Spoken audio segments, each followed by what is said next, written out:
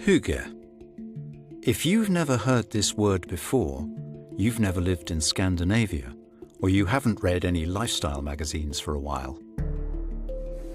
It's not an English word, but if you've been into any bookshop in the UK in the past few years, then the chances are you will have seen a display of books on sale that offer to show you how to feel better by bringing a little hygge into your life. In the UK and beyond, the word hygge has started appearing in cookbooks, in magazine articles, and all over the internet. It has appeared in the shortlist for the Oxford Dictionary's Word of the Year, and as a hashtag in millions of posts across social media. But where did it come from? And what does it mean? Hygge is a Danish concept which roughly translates as coziness. Hygge is a Scandinavian way of life, and it's all about happiness and well-being. There's no real direct translation into English, but it kind of roughly means spending time with the people that you love, doing things that you enjoy, slowing down the pace of life, and just kind of being content. This is Kaylee Tanner. Kaylee lives in Brighton, a vibrant and exciting seaside town on the south coast of England. By day, Kaylee works in marketing, but in her evenings and weekends, she runs a successful blog called HelloHygge.com, dedicated to all things hygge. Why does Kaylee think that everyone is interested in hygge now? I think the unstable political environment we're living in at the moment means that people are kind of seeking this comfort more than ever before. Every time I speak to a Scandinavian about this, they're very surprised that hygge is kind of taking off around the world.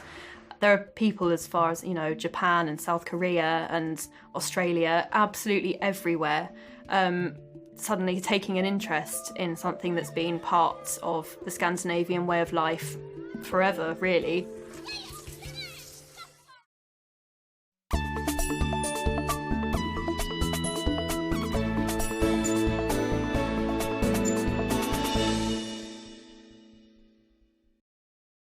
I absolutely adore Scandinavia. I've been so many times, and every time I go, I just fall in love with it all over again. So I started my blog Hello Hygge in January 2015 after reading about the concept of hygge in a book called Scandinavian Christmas. At that time, if you'd looked on the internet for information about hygge, you wouldn't have been able to find much in English. So I decided to set up an English language blog all about the concept. And as interest in hygge has grown around the world, so has Kaylee's blog. There's a big variety of things on my blog. It's I'd call it a lifestyle blog. The site features articles on things like food, travel, health, and decorating your home, as well as interviews with authors and experts. And it's meant to be just a kind of cosy space on the internet. I think the internet does need some more comfort. A lot of the articles on Hello Hygge are full of beautiful things you can buy. But if you just couldn't afford these things, could you still live a hygge lifestyle? The best thing you can do if you don't want to buy anything but you still want to hygge is to just spend time with your favourite people. So whether it's friends or family, just invite them over, have a nice, fun, relaxed evening with them, or go for a walk, go to the park, go to the beach. Just spend time with the right people, and I think that's the best possible way to hygge for free. And she has some advice for the phone addicts too. Just ignore the screens and focus on the people that are there in front of you. I think so many of us these days are just so tied to technology, and hygge gives us a reason to kind of turn everything off and just focus on the people that we want in our lives. And I think that that's a really important way to bring hygge into your life. Hello Hygge has been very successful. If Kaylee hadn't started her blog, she would have missed out on some very exciting opportunities. I was asked to appear live on Norwegian breakfast TV, which was very strange. I've never been on TV before, so that was unusual, but something I'd never do without the blog. So it's great to have all these opportunities to do some different things.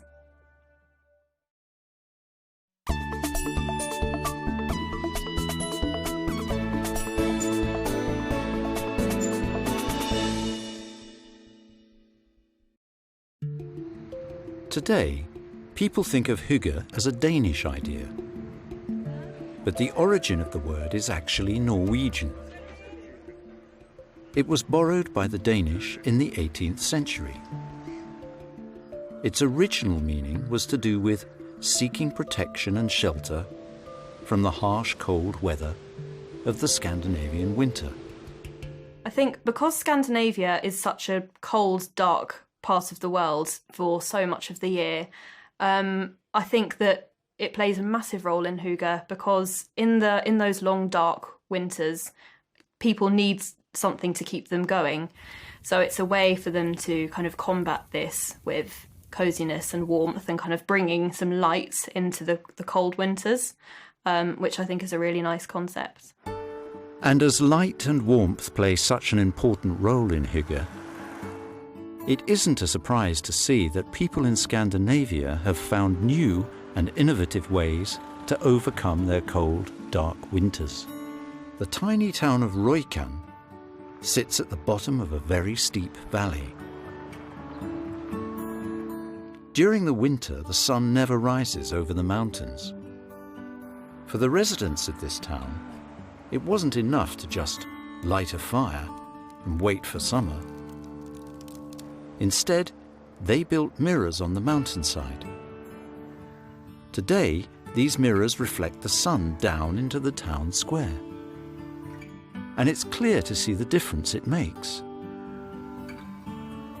If they hadn't built the mirrors, then the whole town would have remained in darkness for 7 months every year. Instead, for a few hours, every day, all winter, the little community comes together to share the little sunshine they have. It's given them a time and place to enjoy being together. It's brought light and warmth into their lives. And it has made the whole town happier. Perhaps this is a perfect example of hygge in action. To the Scandinavians, hygge is so much more than a buzzword being used to sell things. It's not just about buying books, baking delicious pastries, or decorating your home with fancy candles and fairy lights. It's about putting away your work, putting down your phone, and spending time in the warm company of the people you love. And maybe, if we could all do that, then we would all be a bit happier.